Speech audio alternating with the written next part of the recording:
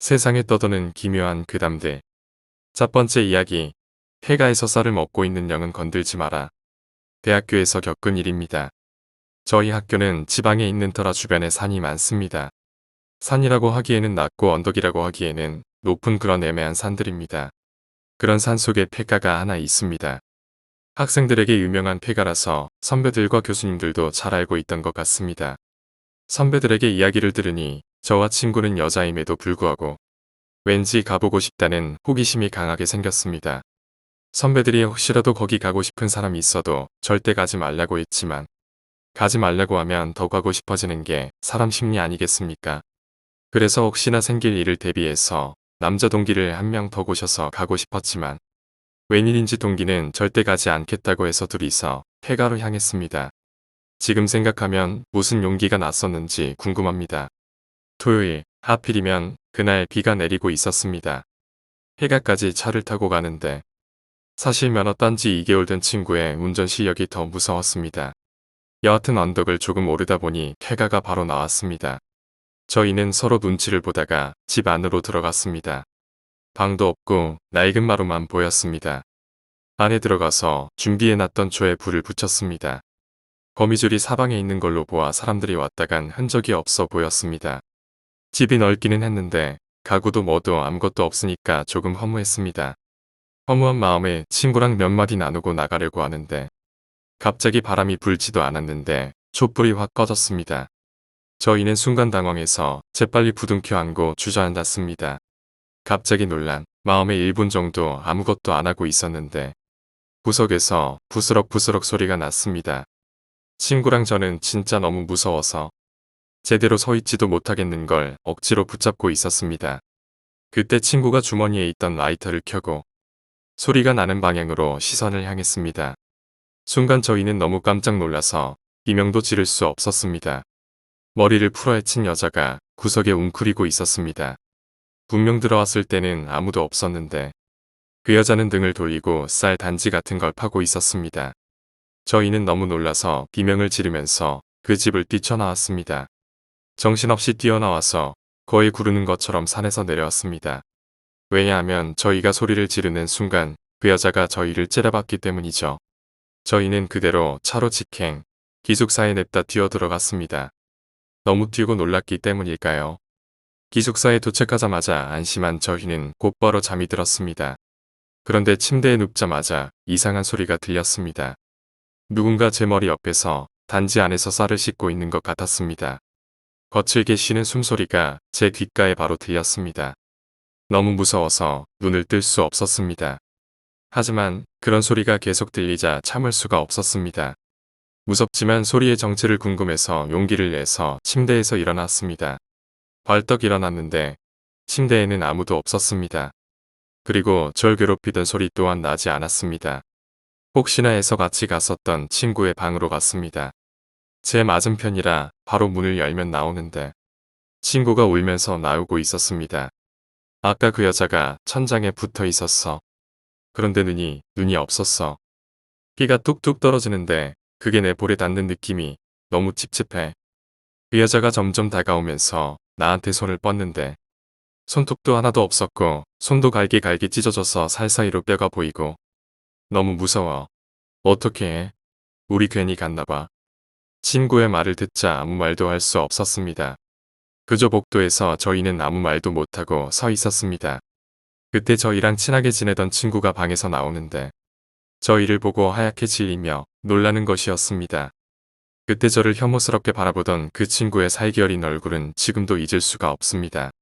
아무 말도 하지 마. 하면서 갑자기 소리쳤습니다. 저희는 너무 당황해서 가만히 있었습니다. 친구는 갑자기 저희 둘의 손을 잡고 끌고 어디로 향했습니다. 너무 당황스러워서 왜 그러냐고 했는데 친구는 저희를 확 돌아보며 화를 냈습니다. 어디서 그런 걸 달고 왔어? 저희는 너무 놀라 아무 말도 못하고 서로를 바라보며 친구가 이끄는 대로 따라갔습니다. 택시를 타고 시내로 나가는데 친구가 저희 팔목을 꽉 잡고 놓지를 않았습니다. 팔목에 피가 안 통할 정도로 꽉 잡고 있었지만 저희는 무서워서 아무 말도 안 하고 친구가 잡고 있는 대로 내버려 뒀습니다. 이윽고 택시가 도착한 곳은 점집이었습니다. 친구가 안으로 들어가더니 젊은 여자분이 나오시는 것이었습니다. 여자분은 저희를 보자마자 엄청 째려보는 겁니다. 그리고 한참 동안 의식 같은 걸 했습니다. 너무 정신이 없어서 무슨 일이 있었는지 기억도 나지 않습니다. 몇 시간 정도 굿이라고 생각되는 의식을 하고 저희에게 쌀을 2움큼 정도 먹이고 손톱이랑 조금 잘라서 태우셨습니다. 그러고는 집에 가라는 겁니다.